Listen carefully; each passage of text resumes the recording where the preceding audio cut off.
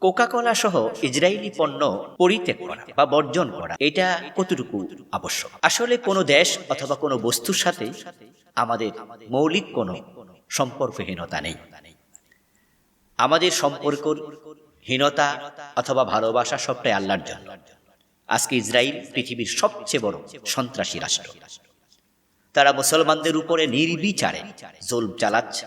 ইতিমধ্যে তারা ৩৬,০০০-এর উপরে ফিলিস্তিনি ছোট বাচ্চা, নারী এবং পুরুষকে হত্যা করেছে। তাদের পণ্য সহ উৎপাদিত সকল কিছু এবং তাদের সাথে সার্বিক সম্পর্ক বিচ্ছিন্ন করা উচিত। কোকা-কোলা, পেপসি সহ তাদের উৎপাদিত সকল পণ্য আমরা এজন্যই বর্জন করব। আমরা জানান দিতে চাই, যারা জুলুম করে আমরা জালেমের সাথে নেই। জালেমদের বিরুদ্ধে জিহাদ করা ফরজ, হয়তো হাত দিয়ে, না হয় মুখ দিয়ে, না হয় কমপক্ষে অন্তর দিয়ে। আমাদের জিহাদটা হাত দিয়ে সম্ভব নয়, মুখ দিয়ে প্রতিবাদ আমরা করছি।